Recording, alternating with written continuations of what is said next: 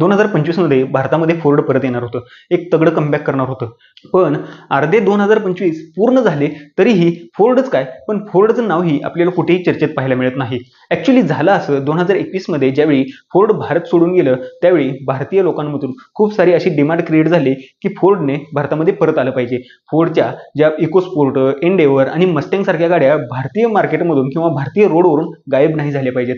आणि ह्या सगळ्यांचाच विचार करून आणि ह्या हाय डिमांडला पाहून फोर्डने विचार केला की भारतामध्ये कमबॅक केलं पाहिजे. आणि त्यांनी एका इव्हेंटमध्ये असं अनाऊन्स पण केलं की फोर्ड 2025 मध्ये भारतामध्ये परत येत आहे. आणि ह्याच एका वाक्यामुळे खूप मोठी हाईप मार्केटमध्ये तयार झाली आणि बरेचसे लोक फोर्डच्या नवीन मॉडेलची वाट पाहू लागले.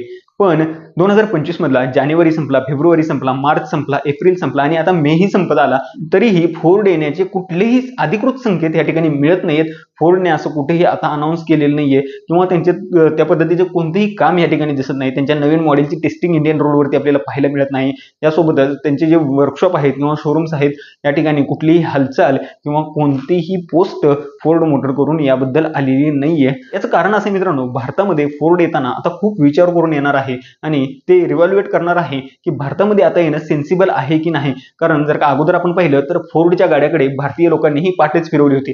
ठराविक लोकच फक्त फोर्डची गाडी कन्सिडर करत होते. पण जर का अजूनही तसंच झालं तर पुन्हा भारतातून फोर्डला जाण्याची वेळ येईल. त्यामुळे फोर्ड पूर्ण विचार करून भारतीय मार्केटमध्ये कमबॅक करेल. तुम्हाला ही माहिती कशी वाटली हे कमेंट करून नक्की सांगा. तुम्हाला काय वाटतं, फोर्ड मोटर इंडियामध्ये यावी की नको हेही कमेंट करून नक्की सांगा.